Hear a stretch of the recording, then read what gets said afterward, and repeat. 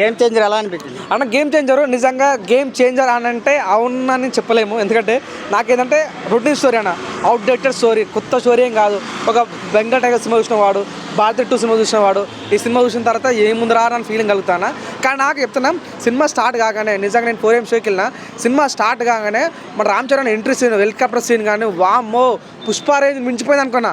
ఆ రకంగా కనిపిస్తుంటే చాలా మంది అది కానీ తనంటే అగ్రెసివ్ ఉంటాడు అన్న, చాలా అగ్రెసివ్ ఉంటాడు. నా పేరు సూర్యలో అయితే అగ్రెసివ్ ఉంటాడు. హీరోయిన్తో లవ్లో పడిన తర్వాత ఒక మంచిగా సాఫ్ట్గా క్లీన్గా ఒక నిజంగా కలెక్టర్ అయిన తర్వాత చాలా బాగా అనిపిస్తుంది. కలెక్టర్ అయిపోయిన తర్వాత ఆ సీన్ అయితే నాకు చాలా బాగా నచ్చిందన్న. అంటే వాళ్ళొక పార్టీ పెడతారు, అంటే డబ్బు లేకుండా రాజకీయం చేయాలనుకుంటారు. కానీ ఆ టైంలో కొంతమంది తనను ద్రోహం చేసి తన ఏ రకంగా అప్పన చంపేయటాలు ఆ సీన్ ఉంటుంది భయ్యా, ఊత కోత నాకు ఏడుపు వచ్చేసి. అంజలి మ్యామ్తో ఒక సీన్ ఉంటుంది, ఆ సాంగ్ చాలా మంది అలా సెకండ్ పాట సాంగ్ రామచ్చ సాంగ్ అని, ధూప్ సాంగ్ అని, జరగని సాంగ్ అని. కానీ నాకు బాగా డిసప్పాయింట్ విషయం ఏంటంటే నాన్న హైరాణ సాంగ్ లేపేశారు భయ్యా. చాలా డిసప్పాయింట్ అయ్యాను. ఎందుకంటే అంత మంచి సాంగ్ సినిమాకి అట్లాంటి సాంగ్ ఎందుకు లేపేస్తారో అర్థం కాలేదు. జాన్ 14 మళ్ళీ పెడతారంట. ఆ సాంగ్ లేపడం వల్ల కొద్ది సినిమాకి అయితే మైనస్ అయిందని చెప్పుకోవచ్చు. కానీ అవుట్డేటెడ్ స్టోరీ, మా కొత్త స్టోరీ ఏం కాదు.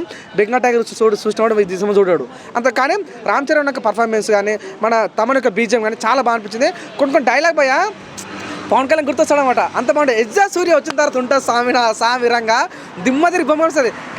కామెడీ అంతానే, విలన్ తానే, అసలు చాలా చాలా బాగా అనిపిస్తుంది. నాకు బాగా అనిపించింది ఏంటంటేనా, ఆ ఎగ్జా సూర్య యొక్క మేనరిజం చాలా డిఫరెంట్ అనిపించింది. క్లైమాక్స్ కూడా అంత పెద్దగా ఏం లేదు. ఈ పుష్పం దాటేస్తుంది, దంగలు దాటేస్తుంది చెప్పలేము. 100% 1000 కోట్ల వరకు ఓకే, కానీ 2000 కోట్లు క్రాస్ అవ్వడం కష్టం. కొన్ని ఏపీ పాలిటిక్స్ గురించి సెటైర్లుగా ఉన్నాయంటే నిజంగా ఇవైతే ఇప్పుడు అంటే 4 years ముందు తీశారు కాబట్టి జగన్ కొడితే, ఇప్పుడైతే ప్రస్తుతానికి అయితే రేవంత్ రెడ్డి కూడా కొన్ని పడ్డట్లు అనిపించింది. రాజకీయం అంటే డబ్బుతో చేసే రాజకీయమా, అమ్ముడు పోయే రాజకీయమా, ఓట్లు అమ్ముకునే రాజకీయమా అంటే డైలాగులు చాలా బాగా చాలా పక్కడబంది అనిపిస్తుంది.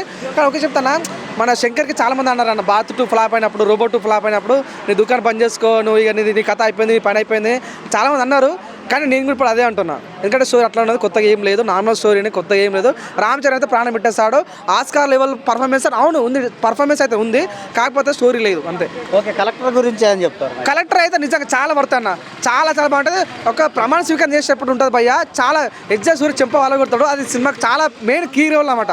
అది సినిమా చాలా బాగుంది అన్న. ఒక సీన్ ఉంటుంది భయ్యా, అంటే తను సీఎం కానీ హరుగుడు ఉంటాడు, 2000 మంది కలెక్టర్ వచ్చి ధర్నా చేస్తుంటే నిజంగా కంటే అనిపించింది అన్న. చాలా చాలా బాగా అనిపించింది. 100% నాకైతే సినిమా స్టోరీ అంత అనిపించకపోయినప్పుడు రామ్ చరణ్ పర్ఫార్మెన్స్ మాత్రం పీక్స్.